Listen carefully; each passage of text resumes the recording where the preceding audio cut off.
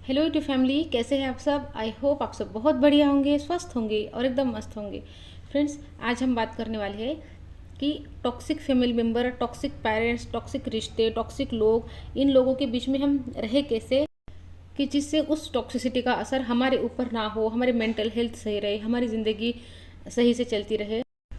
इस टॉपिक पर मुझे बहुत सारे कमेंट्स आ रहे थे कि टॉक्सिक लोगों के बीच में कैसे रहे, टॉक्सिक पेरेंट्स से है, कभी कभी रिश्ते भी टॉक्सिक होते हैं, रिलेशनशिप में जिस है हम वो भी टॉक्सिक होती है, हस्बैंड वाइफ का रिश्ता टॉक्सिक होता है कभी कभी।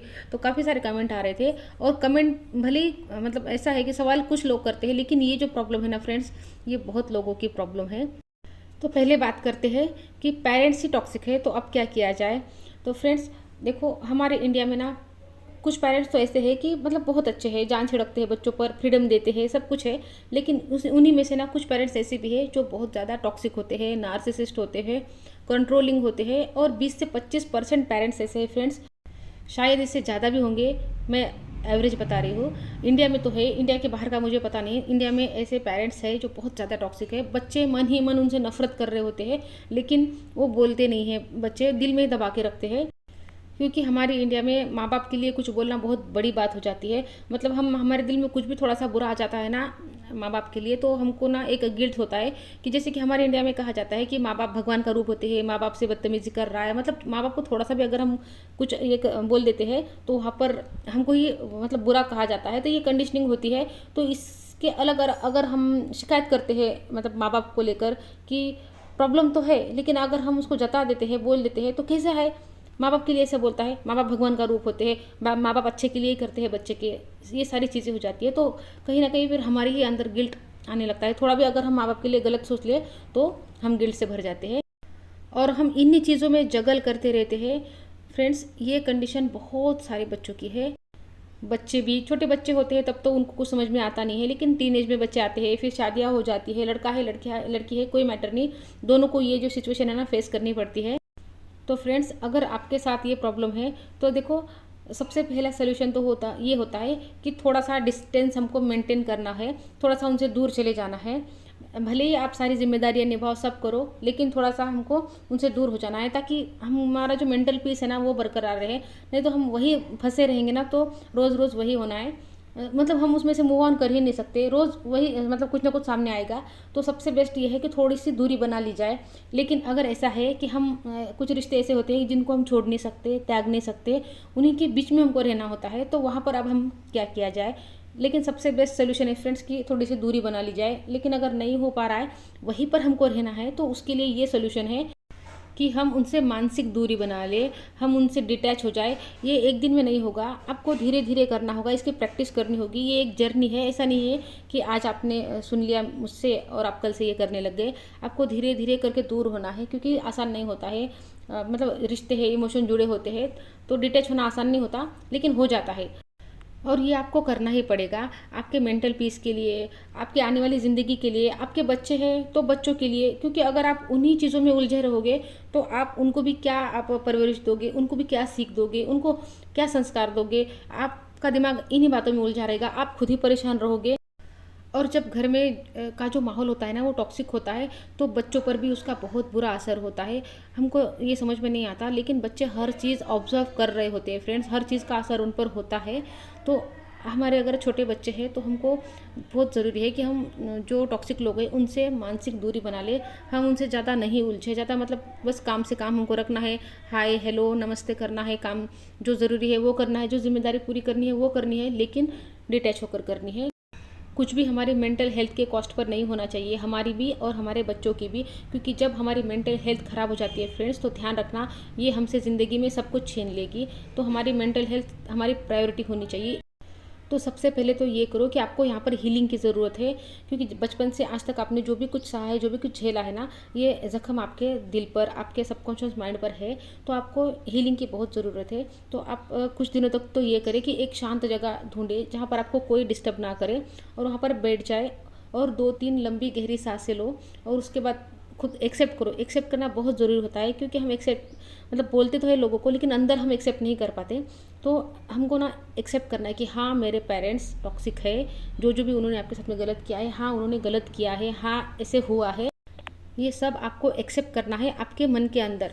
हम लोगों को बोल रहे होते हैं फ्रेंड्स, लेकिन हमारे अंदर एक्सेप्टेंस नहीं होती है कि पेरेंट्स भी ऐसे हो सकते हैं, ऐसे हुआ है।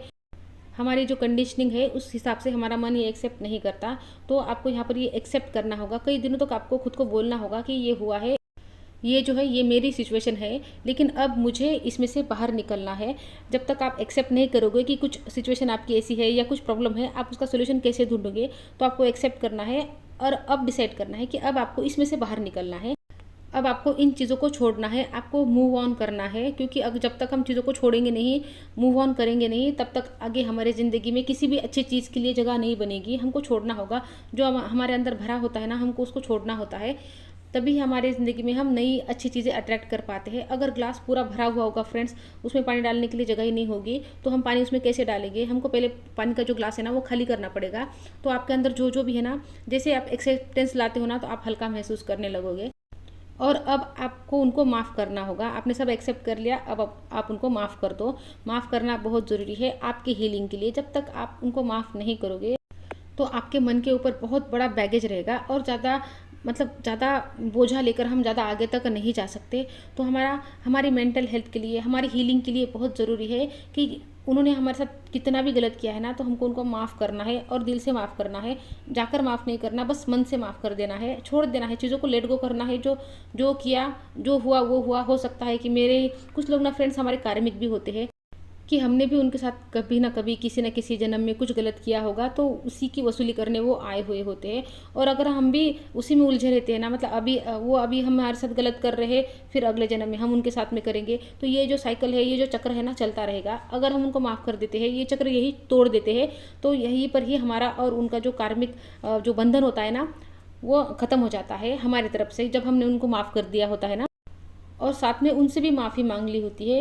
मन में मांगनी है, जाकर मत मांगो। मैंने कुछ दिन पहले एक प्रेयर का भी एक वीडियो बनाया था ना, होपोनोपोनो प्रेयर, तो ये वही है, हमको माफ़ कर देना है और माफ़ी भी मांग लेनी है। जब हम ये प्रेयर कर लेते हैं फ्रेंड्स, तो ये जो रिश्ते होते हैं ना, हमको तंग नहीं करते। इनका हमारा जो बॉन्ड है यहीं पर ख़त्म हो जाता है। तो माफ़ी दे दो, माफ़ी मांग लो और आगे बढ़ो। आपको आपके बच्चों का फ्यूचर भी बनाना है, उसी में उलझे रहोगे तो सही से वो भी नहीं कर पाओगे। और अब बात करते हैं फ्रेंड्स की, कभी कभी जो हमारा लाइफ पार्टनर होता है, रिश्ते होते हैं, मतलब भाई बहन, ऐसे कुछ रिश्ते होते हैं, वो भी टॉक्सिक होते हैं। तो उनके लिए भी यही सोल्यूशन है फ्रेंड्स। हमको मानसिक रूप से उनसे दूरी बना लेनी है, माफ़ी मांगनी है, माफ़ी दे देनी है, और बस यहाँ से हमको मूव ऑन करना है, आगे बढ़ना है। अगर हम इसी में उलझे रहेंगे तो यहीं पर फंसे रहेंगे, इसी लूप में फंसे रहेंगे। हमको चीज़ों को छोड़ देना है।